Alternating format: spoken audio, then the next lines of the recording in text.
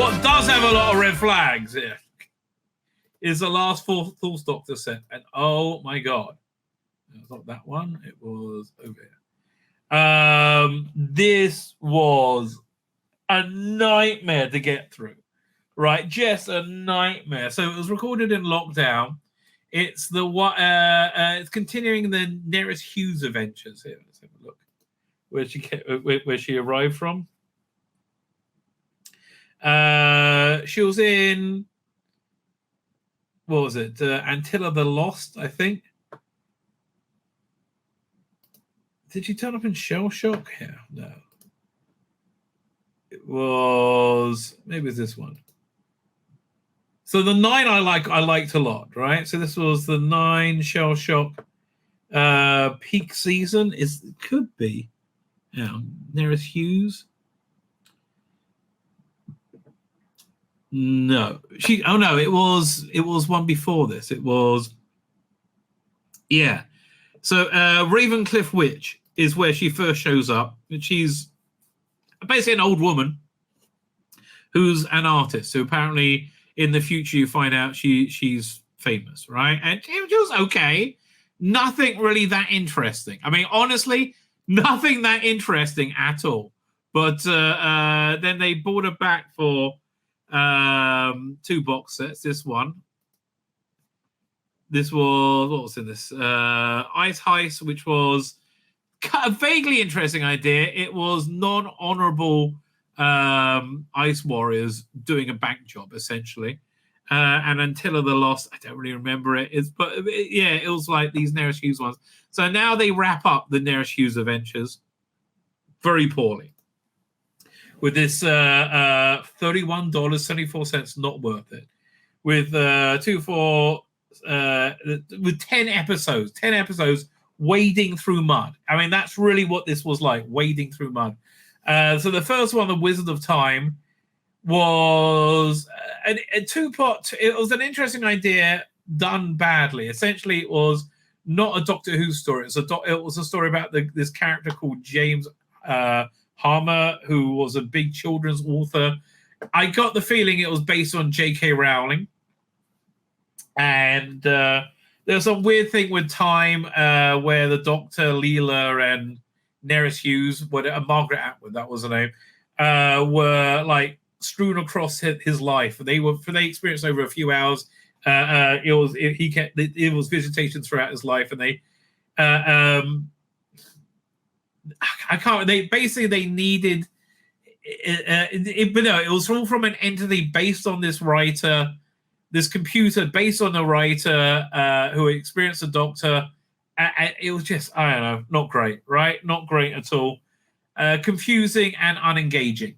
No, it wasn't confusing. It was just unengaging, right? It really didn't focus on the Doctor, which was, I think, a bit of a mistake. Next 2-parter is The Friendly Invasion, which is a wartime thing. It's kind of like Band of Brothers, the early episode of Band of Brothers, where you got a bunch of Americans getting ready to go to war in 1943.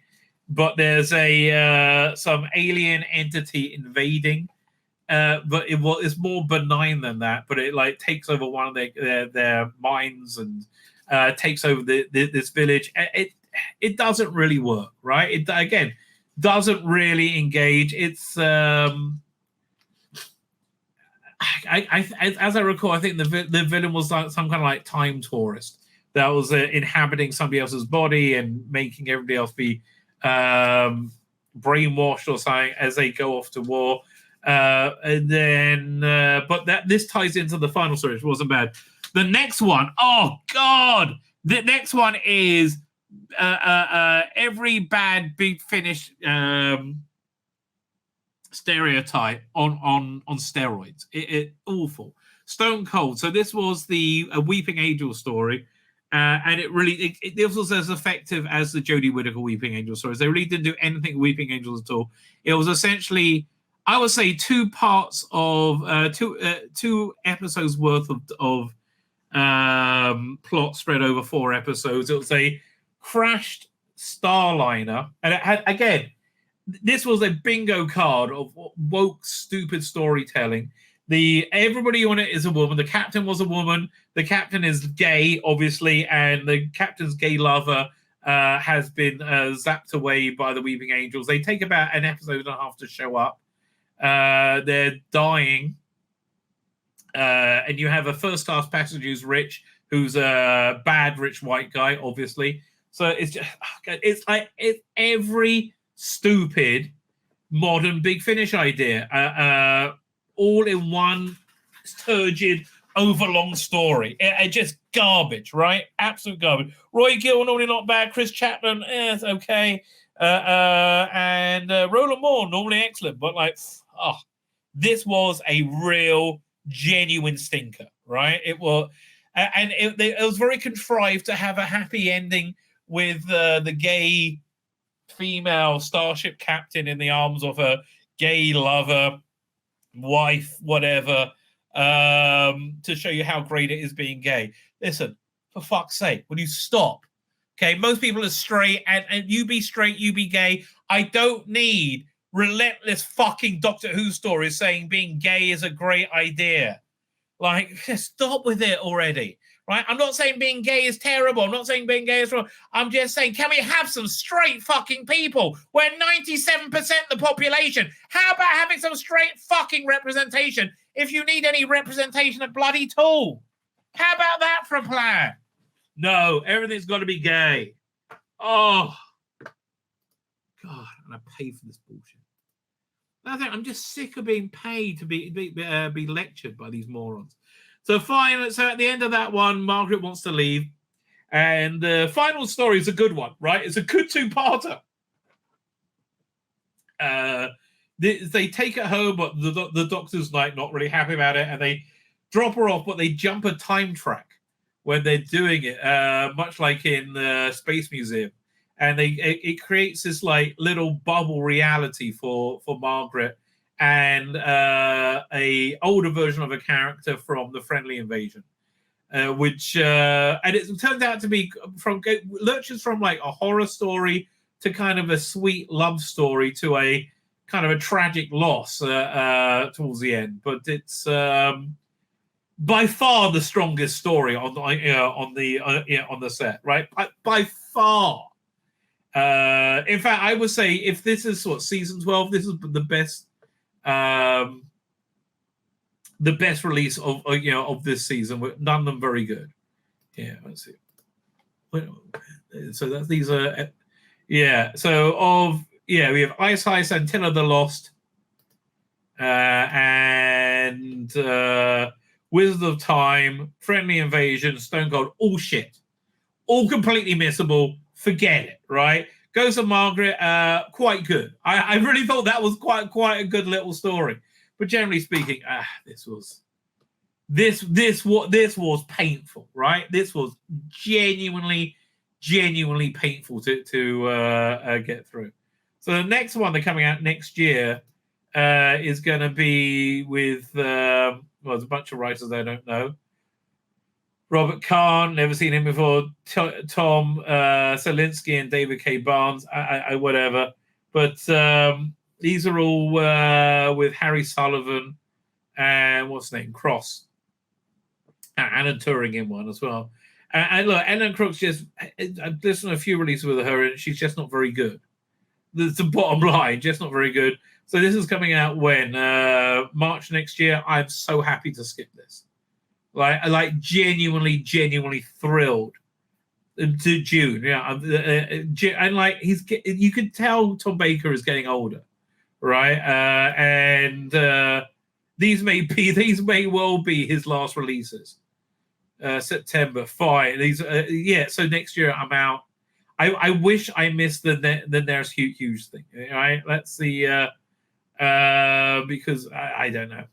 These were not listenable, right? They really weren't. Interesting thing though is that they where is it? They in the making of the last one, they said they this was like the second thing they recorded in lockdown, and they were like, Nick Briggs was very nervous, right, about like how's this going to end? Are you still going to be in lockdown in the future? I don't know, but this is a real avoid. It was really bad. Okay, it was really bad. This has not been a good year, but it's really bad. Let's have a quick look. Let's have a look through the year of Big Finish thus far, because it's been a shit year. It really has. Let's see if there's anything worth recommending. I like Once and Future, right? Thus far, I like Once and Future. Hang on, previous month. Thinking about it in January. So yeah, Dead Star. I haven't finished listening to it. It's too long. Torchwood 70s. I tried it. It wasn't very good.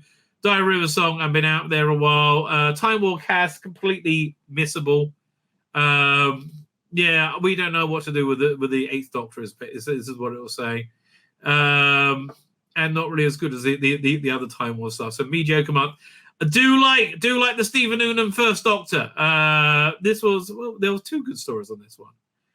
Demon Song. That was a good spooky story. And there's another one. That was the one set in 2022 or 2023. I thought that was quite good. Shades of Fear. Fuck off. Ninth Doctor. Can't be bothered with any of you. And these sets are lazy, and I'm just out. Right. All of Time and Space, not really. Oh god, Adventure Joe Jones, shit.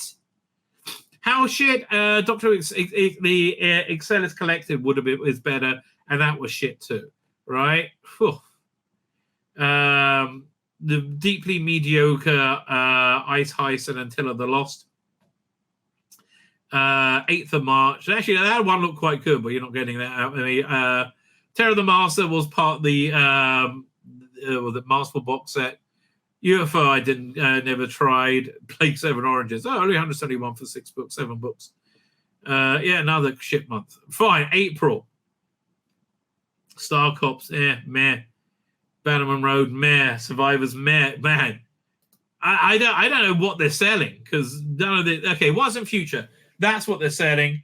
That was the first listenable thing they did was May. Yeah, Once and Future. Pioneers, piss off. So the War Doctor Begins. This is the second best release, and it's a big gap between the two. This was not as good as the first set of 4. There's one more to go, and that'll be it. It is 6 Doctor, piss off. Genesis of Terror, why? Dragon's Domain, good. I like that one. That was their back and forth with Space 1999. So we got 3 not shit releases so far. I haven't listened to Solitary Confinement yet. That's my next thing to listen to. Once and Future, so yeah, that was all the good stuff. 7th Doctor, no. Sullivan Cross, no. So is this one with James Robert McCrimmon? Yes. So this is the best release of this year, absolutely. This and Once and Future. This Once and Future, by the way, the Sylvester McCoy one, excellent, absolutely excellent. I love that one. Traveling Hoop, leave me alone. Two's Company, not bad. Again, Once and Future, not bad. Yeah, this has been a bad year. Wow, there's been 3 listenable things that come out. Right, that's but things can be bad, but they can't be doomsday bad. Well, they might be. They might be. This is shit beyond shit. Good luck with that, mate. Good luck with that. My name's Tzvi Lebetkin, the Rabbi from another planet. Please like, share, and subscribe, and ring that little bell. Ring the little bell so you're notified when new videos drop.